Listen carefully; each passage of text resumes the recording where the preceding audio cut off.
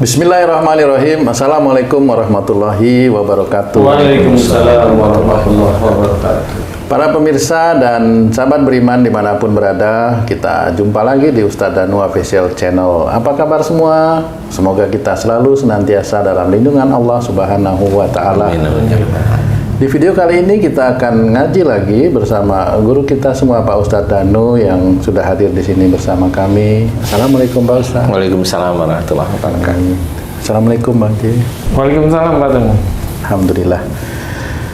Sahabat beriman, para sedulur dimanapun berada, seringkali kita kalau mengalami sakit bingung gitu ya. Kita nggak tahu harus bagaimana. Kadang-kadang kita cepat-cepat lari ke dokter. Kita menganggap bahwa di tempat itulah kita bisa disembuhkan. Nah, ini ada satu penyakit yang cukup membahayakan menurut kami ya, kanker usus besar, di mana seseorang itu mengalami sakit di daerah perut. Nah, nanti kita akan dengarkan bagaimana penjelasan dari guru kita Pak Ustadz Danu mengenai penyakit tersebut. Pak Ustadz, mengenai penyakit kanker usus besar yang sering juga diderita oleh seseorang seperti itu ya Pak Ustadz. Kadang-kadang mengalami keluhan di daerah perut, perutnya membengkak, ada yang mohon maaf sampai mengeluarkan darah. Bagaimana itu bisa terjadi Pak Ustadz? Mohon penjelasannya. Iya. Bismillahirrahmanirrahim. Assalamualaikum warahmatullahi wabarakatuh. Waalaikumsalam warahmatullahi wabarakatuh. Amin ya rabbal alamin. Kalau memang ini unsurnya adalah kata dokter kanker, berarti emosional seseorang yang kena kanker itu cukup besar sebenarnya. Jadi kanker itu identik dengan marah yang besar, walaupun marah itu disimpan, tapi besar sekali. Istilahnya itu di antara marah itu ada benci, ada dendam, ada pengen ngapain, dan itu tidak pada saat marah itu, enggak, itu marah yang terakumulasi sejak momennya. Kalau dia itu di umur 56 kena kanker, atau di 50 kena kanker, terakumulasi sejak dia menikah, sejak dia itu akhil balik bisa. Kalau dia kena kankernya itu di umur itu 30-an, 35, 41 mamanya. Nah, ini emosionalnya dia kepada orang tuanya cukup besar walaupun dia simpan. Nah, disinilah yang harus kita ketahui, bahwa intensitas marah kepada pasangan atau intensitas marah kepada orang tua yang kalau dokter sudah bilang kanker ini besar, dan untuk menjadikan kanker ini bisa melunak atau melembek, seseorang yang terkena kanker kolon atau kanker usus besar atau di pojok usus besar itu memang harus bertempur melawan permohonan ampunan dia kepada Allah. Minta ampunnya dia kepada Allah, minta maafnya dia kepada orang tua kalau dia memang dulu sering menyimpan marah kepada orang tuanya. Kalau dengan pasangannya, ya dia harus meminta maaf pada pasangannya. Nggak taunya memang pasangannya ngerewelin aja sejak menikahnya, ya akhirnya dia marah yang kuat, padahal pasangannya yang ngerewelin itu malah nyantai-nyantai aja. Tapi memang tidak boleh, marah itu dilarang oleh Allah Ta'ala. Seperti dalam hadis, jangan marah bagimu surga, la tatub walakal jannah. Itu benar-benar terjadi. Seseorang itu kalau marah itu seperti itu. Kalau momennya dia hanya marah, ngomel, marah, ngomel, marah, ngomel, keburu-buru, malah ngomel, keburu-buru, dia hanya tensinya tinggi. Bisa, itu yang dianggap ringan-ringan lah, marah terhadap suatu keadaan, terburu-buru, marah, terburu-buru, itu biasanya hanya tensinya tinggi. Nah, kalau sudah kanker ini sudah nggak cuma tensinya yang tinggi, tapi memang di titik itu. Jadi kalau di usus besar, berarti usus ini dipergunakan untuk merangkum sari-sari makanan itu masuk ke dalam usus, masuk dalam tubuh. Yang lainnya adalah sisa-sisa makanan akan dikeluarkan melalui anus. Tetapi kalau ada kanker di situ, berarti orang tersebut tidak mampu menganalisa, tidak mampu menyelesaikan persoalan di dalam keluarganya, bisanya hanya cuma menyimpan marah. Ya memang nggak bisa disalahin, umpamanya dia tertekan terus-menerus tapi emosinya tinggi, ya kan marah. Iya bener Ustaz. Ya kan rata-rata marah. Kalau kebanyakan orang kalau ditekan di dalam keluarga, walaupun itu yang menekan orang tuanya, biasanya tetap marah. Biasanya rata-rata seperti itu. Atau tertekan di dalam dengan saudaranya, bisa. Kenapa? Dia disuruh aja sama orang tuanya. Jadi yang lain saudaranya enggak, ya marah itu. Nah, di sini akhirnya nanti kanker itu akan dipotong di usus oleh dokter, kemudian ususnya dirobek, dimasukin di perut, biasanya sebelah kiri. Disambung, Ustaz, disambung. Enggak, dilobangin perut. Oh, itu untuk keluar. Untuk keluarnya. Itu kalau di ujung, kalau di tengah berarti disambung. Ya kalau di tengah bisa disambung, bisa. Kalaupun kalau tidak ada infeksi dan sebagainya ya, itu juga atas izin Allah. Kadang-kadang disambung pun kalau memang emosional udah kemana-mana, infeksi sudah di mana-mana. Rembes ya, Ustaz. Ya, kalaupun mamanya dia hanya emosional pada suatu keadaan dan dia hanya pada pasangannya, dia sehari-hari nggak terlalu emosional, disambung aman, masih aman sebenarnya. Ada orang seperti itu, ada, biasanya seperti itu. Nah, kalau udah istilahnya udah kanker, nah ini di daerah kolon, daerah dekat-dekat anus itu harus dipotong dan nggak bisa disambung. Seperti itu. Nah, karena kalau disambung agak sulit karena di situ itu kan ada saraf-saraf untuk menjadikan otot cincin yang ada di anus itu bisa membuka sehingga kotoran itu keluarnya dengan bagus. Itu Allah aja yang mengerjakan kalau menurut saya ya, tetap Allah. Walaupun ada otot-otot cincin yang seperti gelang. Jadi kalau orang itu kalau mau memegang itu kayak gelang itu. Jadi di anusnya ada gelang yang melebar, meniup, melebar, menciup, itu seperti itu. Nah, itu berhubungan dengan semua yang ada di daerah otot-otot daerah anus, berhubungan dengan usus juga, sehingga kalau ususnya penuh, dia sudah seperti terangsang, terintimidasi agar dia mau keluar kotorannya. Dan itu tidak bisa gampang, kalau sudah dipotong dari situ udah nggak bisa. Makanya dokter mencari jalan keluarnya di perut sebelah kiri, rata-rata sebelah kiri ya. Kalau sebelah kanan, wallahu alam, yang saya tahu biasanya sebelah kiri. Nah, kanker ini kalau bagi teman-teman seluruh beriman memang terjadi atau sebelum terjadi, harus belajar paham apa yang menyebabkan kanker pada kolon atau usus besar. Ini adalah marah di dalam keluarga, entah itu dengan pasangan, kalau ada persoalan ya tersinggung, ya marah, ngomongnya pun menyelesaikannya dengan marah. Nah, itu nanti di titik-titik itu, atau nggak selesai marah disimpan ya di titik itu. Dan itu terakumulasi nanti sejak menikahnya hingga sampai kapan, puluhan tahun bisa. Makanya kenapa orang-orang itu berpenyakit itu di atas usia 45 atau 50? Ya karena dosanya udah menumpuk. Sebenarnya itu, cuma manusia itu tidak mau dikatakan berdosa. Kalau dia sakit, dia katakan dosanya diampuni, digugurkan oleh Allah Ta'ala, tapi dia juga ke rumah sakit, jadi dia munafik istilahnya. Jadi tidak boleh kita seperti itu. Makanya wa ma asabakum min musibatin fa bima kasabat aydikum, pegang ayat itu dengan erat. Kalimatnya sudah jelas, dan apa saja musibah yang engkau terima disebabkan dari buah tanganmu sendiri, berarti ada dosa. Itu kuncinya, pegang ayat itu erat, sehingga kita tidak dikatakan munafik oleh Allah Ta'ala. Munafik demi munafik, munafik demi munafik, terus menerus.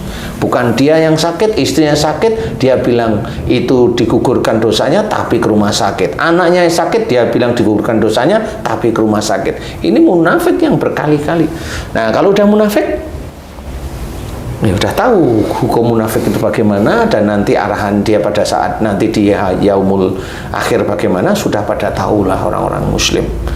Kalau munafik, ya seperti kata Rasul, munafik itu memang salah satu penghuni neraka. Ya memang harus kita ketahui, makanya kita harus hati-hati. Nah, bagi sedulur beriman yang sedang sakit perut, GERD dan sebagainya, memang harus hati-hati.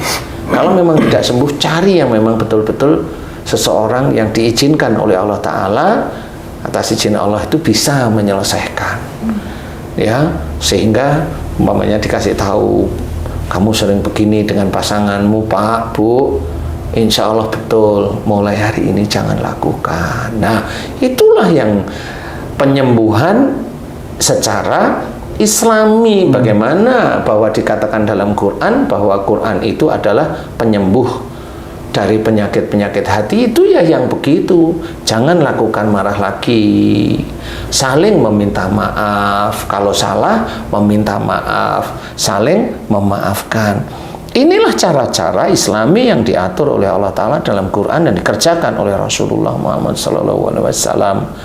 Inilah yang Islami, inilah yang syar'i, insya Allah. Karena banyak orang tidak paham yang bagaimana yang Islami itu nggak ngerti, taunya bacain ayat itu Islami. Lah kan harusnya ada doa yang sama dengan masalahnya. Itu yang dalam hadis Bukhari Muslim itu, kalau mau yang namanya meruqyah itu ya membacakan doa yang ada di dalam doa yang ada dalam Al-Quran. Jadi doa seperti itu. Nah, itu boleh kalau memang ada seorang kanker, di dalam Quran itu membahas tentang kanker, ya boleh doanya itu dipakai untuk ngobatin kankernya. Seperti itu. Memang seperti itu dalam hadis Bukhari Muslim itu harus difahami benar. Jadi tidak hanya sekedar membacain. Yang dibacain dengan masalah penyakit nggak nyambung, lah kan nggak ketemu sekarang. Sama seperti ada persoalan biologis atau kesehatan disuruh menyelesaikan ahli ekonomi, ya kan nggak ketemu itu jadinya. Walaupun sama-sama ahli, nah namanya kan ahli, tapi yang satu ahli ekonomi suruh nyelesain COVID, ya nggak bisa. Lain jurusan. Ya bisanya itu ahli ekonomi nyelesain COVID, kalau ada obat-obatan COVID, nah itu diahlikan nanti.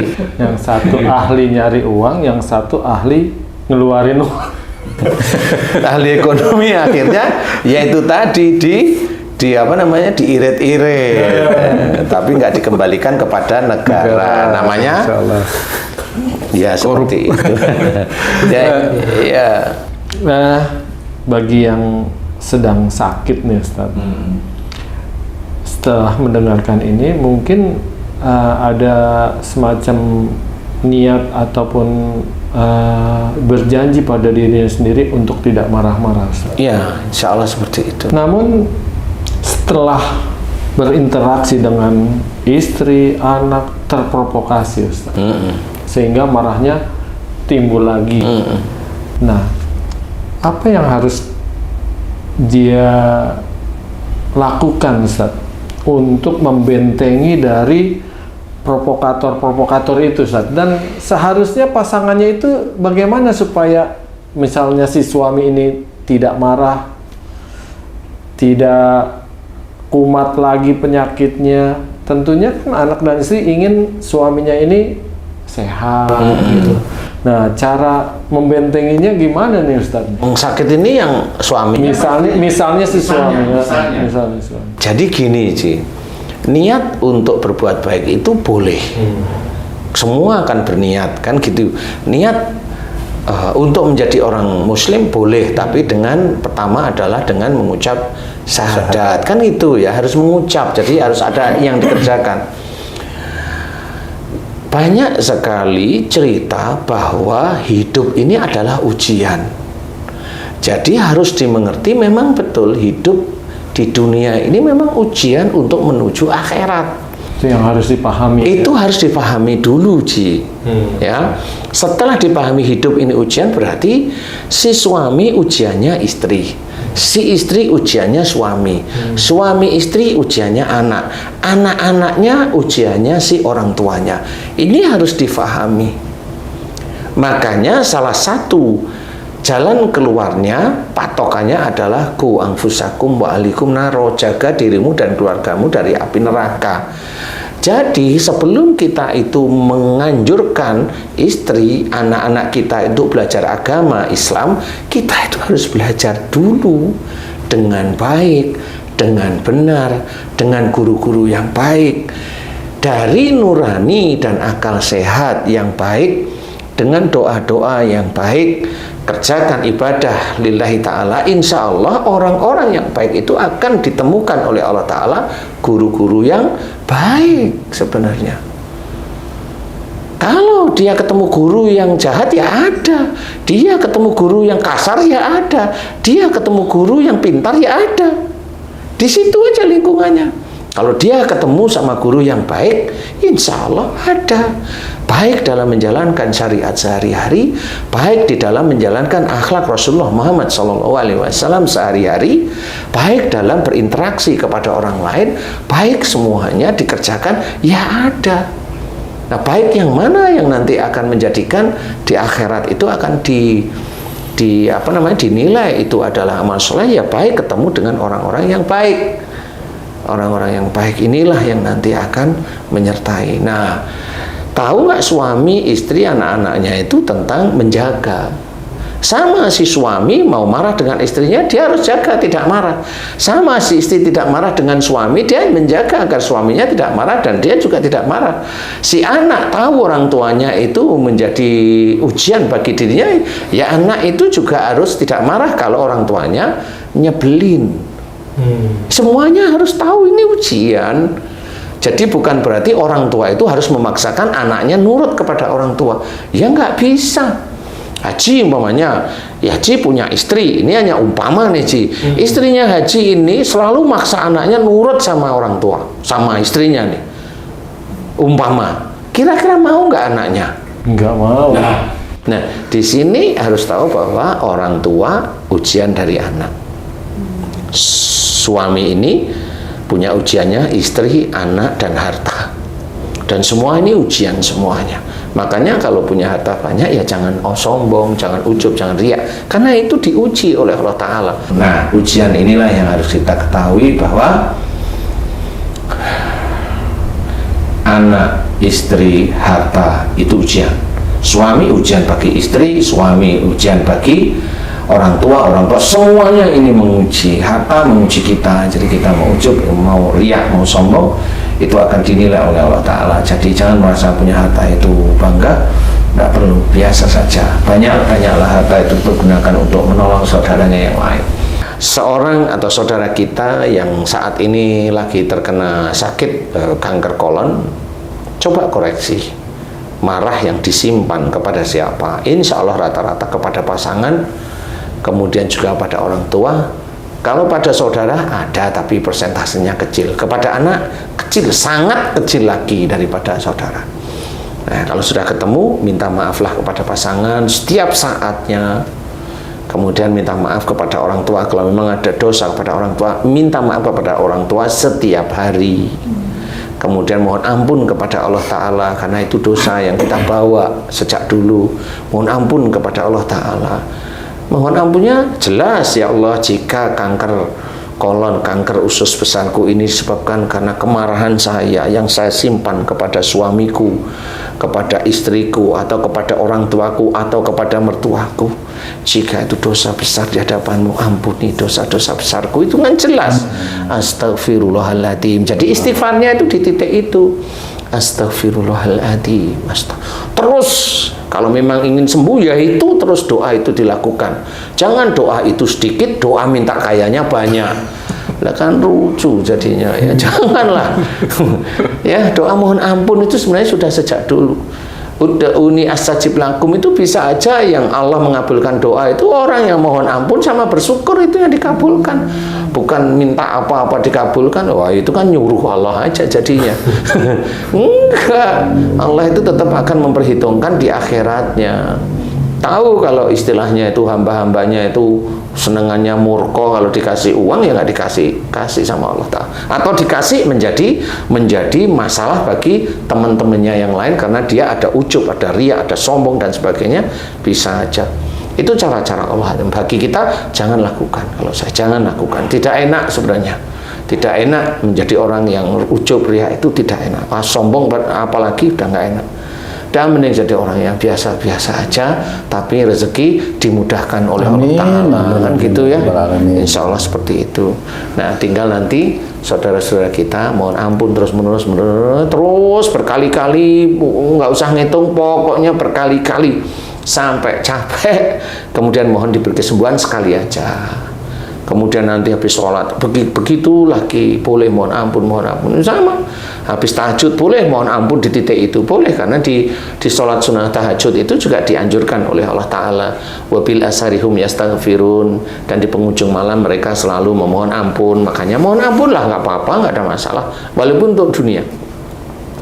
Mohon diberi kesembuhan ya Allah, mudah-mudahan jika Engkau berikan kesembuhan bisa meningkatkan iman dan ketakwaanku kepadamu ya Allah, amin ya rabbal alamin. Nah, itu mohon diberi kesembuhan itu dunia, tapi untuk akhirat, karena dengan sembuhnya ini mudah-mudahan kita bisa lebih sujud kepada Allah Ta'ala. Itu dunia, tapi untuk akhirat. Tapi jangan setelah diberi kesembuhan terus dodro, nggak karu-karuan, malah ngalor ngidul ngomong nggak karu-karuan, tidak mengajak orang itu di jalan Allah, tapi malah sombong. Nggak boleh ya.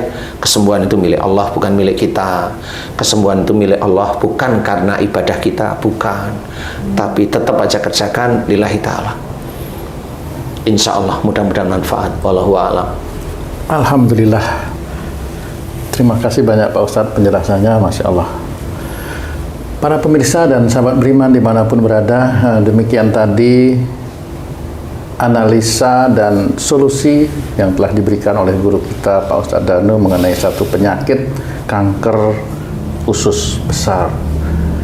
Semoga Allah memberikan kemudahan kepada kita semua, khususnya kami, agar bisa memahami dan mengaplikasikan apa-apa yang telah disampaikan oleh beliau, guru kita semua Pak Ustadz Danu.